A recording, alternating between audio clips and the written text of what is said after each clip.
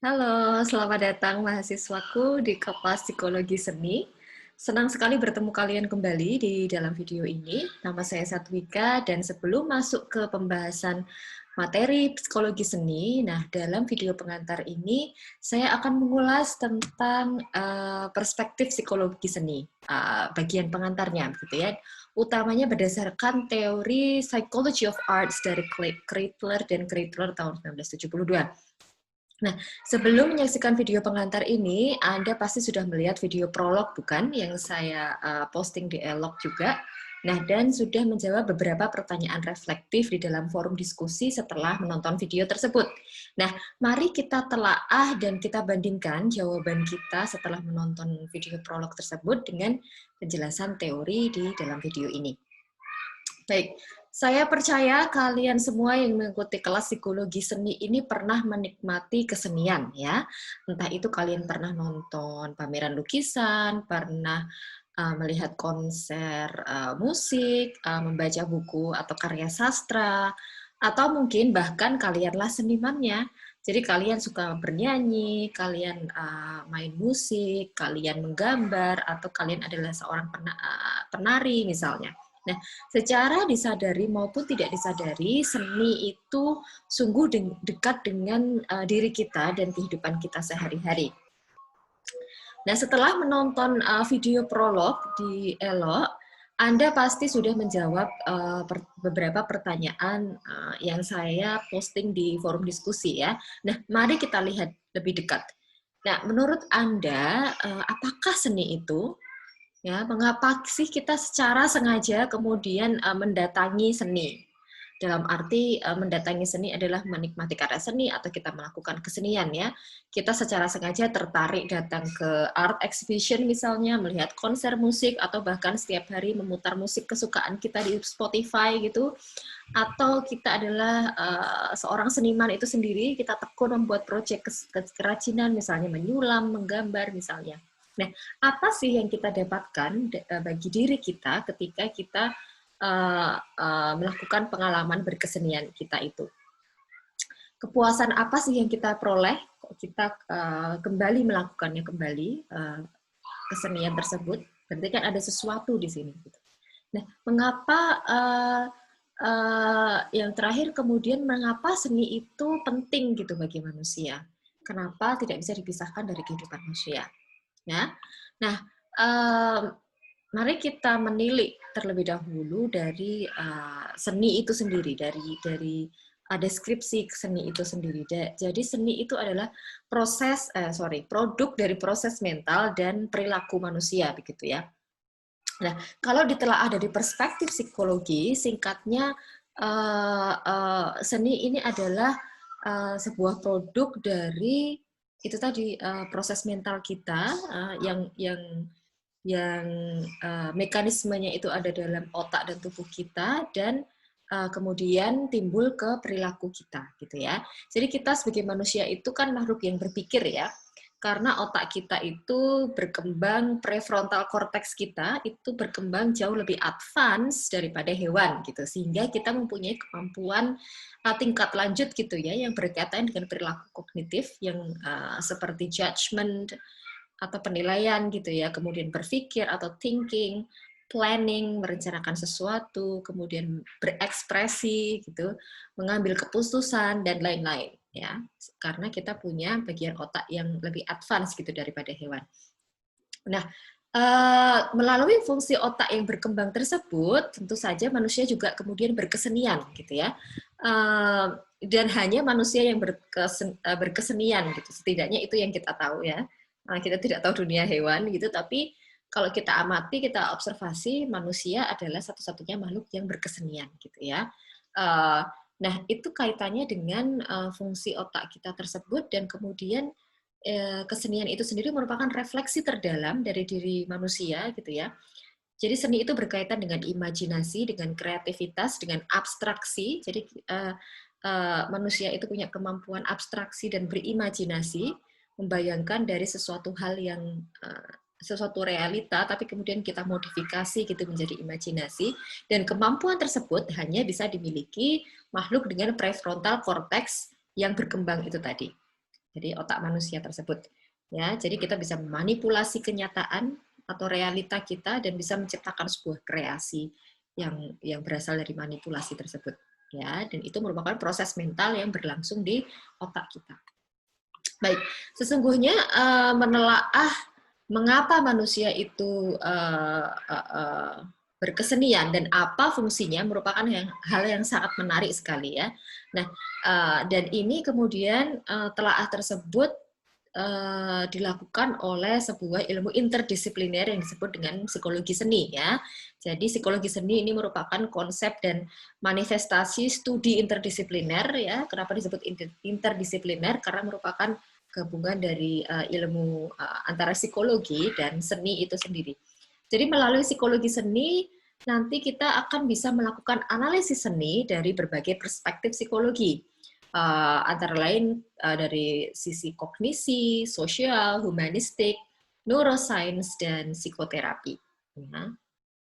Nah, kemudian dalam menjelaskan kesenian melalui perspektif psikologi tersebut, teori-teori utama yang akan dipakai, utamanya di kelas ini, antara lain merupakan teori-teori klasik dari psikologi ya.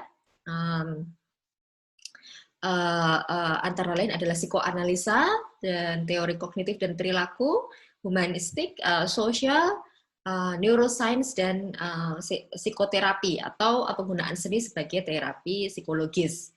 Baik. Nah, sebelum kita kemudian melangkah lebih lanjut kepada teori-teori psikologi tersebut, pada pengantar kali ini kita akan melanjutkan kontemplasi kita setelah menonton video gitu ya.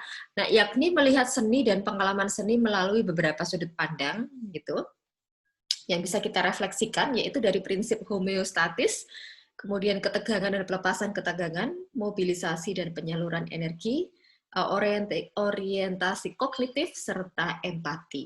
Baik, yang pertama adalah sebuah mekanisme dalam diri manusia yang menjadi sumber motivasi kita melakukan sebuah perilaku, yakni homeostatis. Ini adalah sebuah kondisi yang mendukung keberadaan dan kelangsungan hidup organisme, gitu ya. Jadi dalam biologi, homeostatis ini adalah proses yang atau mekanisme otomatis gitu ya, yang dilakukan makhluk hidup untuk mempertahankan kondisi konstan dalam tubuhnya gitu, agar kita itu bisa berfungsi dengan normal. Jadi misalnya ketika terjadi perubahan pada lingkungan di dalam atau di luar tubuh kita, nah tubuh kita itu secara mekanisme otomatisnya adalah mempertahankan kondisi keseimbangan supaya bisa bertahan terhadap perubahan tersebut ya. Jadi bisa jadi suhu tubuh, keseimbangan cairan tubuh kita, itu ya, dan yang kita jaga supaya tetap ada di ambang yang seimbang atau homeostatis ini. Ya, kemudian gagasan utama bahwa otak dan tubuh atau body, kemudian otak dan pikiran itu adalah suatu kesatuan ya, atau sebuah pola pikir yang monism gitu, jadi tidak terpisah. Jadi manusia itu adalah satu kesatuan ya, sehingga kita akan melihat pengalaman perilaku manusia itu berangkat dari mekanisme biologisnya, yaitu homeostatis ini, ya kemudian kita bisa kita kaitkan dengan pengalaman atau experience, mental experience kita. Jadi seperti yang kita ketahui, prinsip dasar tubuh manusia itu homeostatis, di mana mekanisme tubuh kita itu selalu mencari keseimbangan. Nah, akan tetapi keseimbangan itu kemudian rentan terhadap gangguan gitu ya. Jadi gangguan-gangguan itu akan menyebabkan ketegangan dalam diri kita, dalam tubuh kita. Nah, itu bisa kita rasakan dari reaksi fisiologis kita gitu. Sebagai contoh, ketika kita merasakan cemas atau takut gitu ya, kondisi tubuh kita menjadi tidak seimbang, maka jantung kita akan berdebar lebih cepat gitu. Jadi ada merasakan reaksi fisiologis. Nah, pasti keadaan yang tidak seimbang tersebut akan menyebabkan ketidaknyamanan kan dalam tubuh kita, sehingga kita merasa butuh untuk mengembalikan atau memulihkan keadaan seimbang itu tadi dan melepaskan ketidaknyamanan atau ketegangan yang kita alami. Ya. Nah, coba Anda bisa pikirkan sebuah pengalaman atau situasi yang pernah mengganggu keseimbangan hidup Anda. Apa? Pasti akan banyak sekali ya ditemukan. Anda akan memikirkan banyak sekali hal-hal yang Anda pernah alami mengganggu keseimbangan hidup Anda. Nah, apa yang terjadi dalam diri Anda ketika mengalami ketidakseimbangan tersebut? Ya, dorongan apa yang muncul ketika terjadi ketidakseimbangan tersebut? Ya, coba Anda kemudian ingat-ingat kembali. Nah, pengalaman dalam menikmati karya seni itu kemudian bisa dijelaskan dari prinsip ketegangan dan pelepasan ketegangan ini. Ya, jadi kalau kita merasa tidak nyaman, tidak seimbang, maka mekanisme tubuh kita dengan sendirinya ingin meredakan ketegangan tersebut. Nah, seni di sini kemudian dapat memediasi pelepasan ketegangan yang terjadi pada diri kita gitu ya, dengan menghasilkan ketegangan baru yang lebih spesifik ya. Dan jadi apa ini maksudnya? Nah, jadi menurut penelitian gitu yang mengukur rangsangan atau reaksi fisiologis gitu, jika kita menikmati sebuah karya seni gitu ya, menunjukkan bahwa memang terjadi apa yang namanya reaksi fisiologis gitu ketika kita sedang mengalami kesenian gitu ya. Jadi ketika diukur misalnya panas suhu tubuhnya, kemudian aktivitas otaknya, itu kemudian akan ada sebuah reaksi fisiologis tertentu yang berbeda ketika kita tidak mengalami kesenian atau kita tidak sedang menikmati kesenian gitu ya. Nah, akan tetapi kemudian apa namanya, jika memang tujuan manusia itu adalah mencapai keseimbangan, mengapa justru kita mencari pengalaman seni?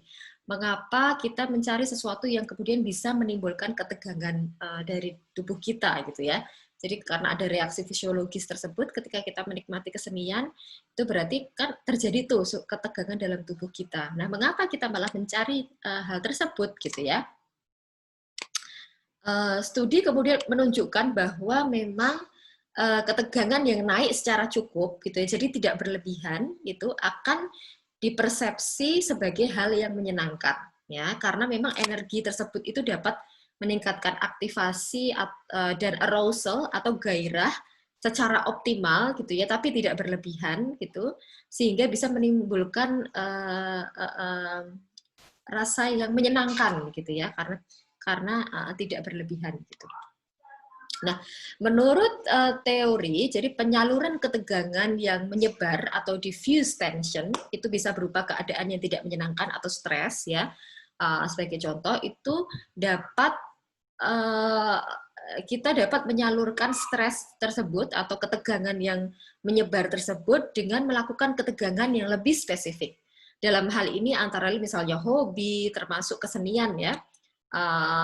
Kegiatan-kegiatan spesifik tersebut termasuk kesenian, olahraga juga bisa. Nah, ini dapat mengumpulkan dan mengarahkan diffuse tension tersebut sehingga kegiatan ini memberikan penyaluran. Artinya dapat melepaskan ketegangan yang menyebar tersebut karena kemudian diarahkan secara lebih spesifik.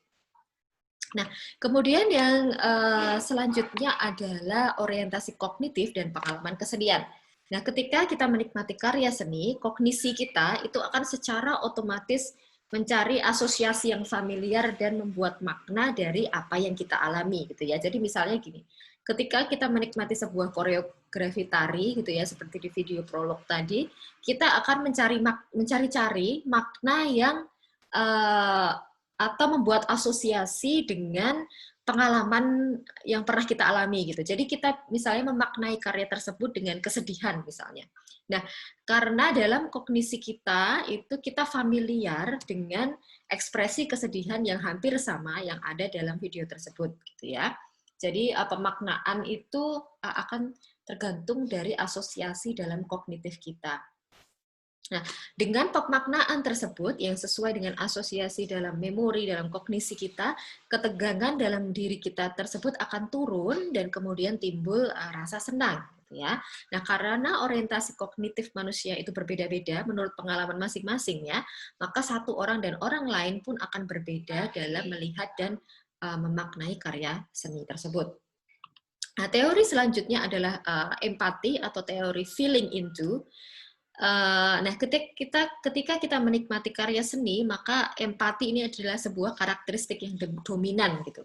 Empati ini akan timbul ketika kita menikmati atau mengalami kesenian. Jadi empati adalah kemampuan kita untuk bisa memahami pikiran atau perasaan orang lain secara akurat dan menerima orang lain itu apa adanya gitu ya. Jadi karena kita sangat memahaminya. Sehingga ketika kita berempati seolah-olah kita itu mengalami perasaan orang lain seperti perasaan kita sendiri. Jadi tidak ada bedanya. Nah, teori untuk menjelaskan empati ini ada dua, yakni teori representasi. Ini berkaitan dengan ingatan, gitu ya. Jadi ketika kita melihat atau mendengar sesuatu, maka imajinasi kita itu akan menghubungkannya dengan memori atau pengalaman hidup kita, ya, sehingga kita bisa relate dengan pengalaman hidup seseorang misalnya, atau dengan sebuah karya seni itu kemudian bisa kita relate dengan pengalaman kita. Nah, kemudian teori feeling into ini mengatakan bahwa kita itu dapat merasakan suatu pengalaman orang lain seperti kita merasakannya sendiri di dalam tubuh kita. Nah, ini kemudian bisa terasah dengan kita mengalami sebuah pengalaman seni gitu ya. Jadi kedua teori tersebut kemudian bisa dipakai untuk menjelaskan mengapa misalnya kita seringkali mengalami pengalaman empati estetis ya. Ini misalnya pasti kalian pernah mengalami juga gitu, bulu kuduk kalian itu berdiri dan merasa sangat emosional gitu ketika bahkan hampir menangis gitu ya ketika Anda mendengarkan sebuah lagu sedih gitu yang dinyanyikan oleh grup band favorit kalian di sebuah konser gitu secara live gitu. Nah, itu kemudian empati kalian itu kemudian muncul gitu ya karena yang dijelaskan dari teori tersebut. Nah, kemudian masing-masing orang itu menciptakan atau melihat kesenian sekali lagi dengan cara yang unik, dengan cara masing-masing gitu ya, karena seni itu kemudian bersifat subjektif ya. Jadi pengalaman estetis masing-masing kita itu bersifat subjektif, yang kemudian bagaimana kita mengalami kesenian itu merefleksikan masing-masing pengalaman kita, pengetahuan kita, preference atau pilihan kita, serta kondisi emosi kita. Jadi pengalaman estetis ini mencakup hubungan antara penikmat seni dan objek seni itu sendiri. Nah, kalau pada seniman gitu, aesthetic experience ini mendorong adanya kelekatan emosi gitu ya antara si seniman dengan objek seninya gitu. Jadi seorang artis itu seharusnya sepenuhnya bisa in tune dengan objek seni yang dikerjakannya gitu agar bisa memperkaya kreasinya, tentu saja sudah tidak diragukan lagi. Jadi antara seni dan seniman itu artinya bersama-sama bertumbuh begitu ya dengan kelekatan yang dibangun. Akan tetapi pentingnya aesthetic experience di sini adalah perlunya juga untuk menjembatani supaya artis itu tidak terlalu terikat atau seniman itu tidak terlalu terikat secara emosional dengan karya seni mereka juga. Jadi tetap harus ada batasannya begitu ya. Karena kalau misalnya terlalu terikat gitu ya, maka akan berdampak negatif juga untuk si seniman itu sendiri. Sehingga sikap estetika ini penting gitu ya dalam memandang seni gitu, karena itu bisa memungkinkan seseorang untuk melihat objek seni sesuai dengan yang disarankan gitu ya. Dan akan tetapi seni ini juga tidak akan menggugah pengalaman estetis seseorang kecuali kita itu mau terbuka dan mau mengalami kesenian tersebut ya. Jadi tidak peduli ketika sebuah karya seni itu sangat luar biasa gitu ya, tapi kalau penikmatnya itu tidak ada keterbukaan, tidak ada pengalaman estetis gitu ya, itu tentu saja tidak bisa juga dinikmati oleh orang tersebut. Ya, tetap tergantung pada penikmatnya mau mengalami kesenian itu atau tidak. Nah, demikian penjelasan mengenai pengalaman seni di video kali ini sebagai pembuka, begitu, sebagai pencetus bagaimana kita bisa berpikir kritis melihat seni dari perspektif psikologi, gitu ya. Nah, terima kasih atas perhatian kalian semua dan kita akan jumpa lagi di pertemuan kelas maupun video berikutnya.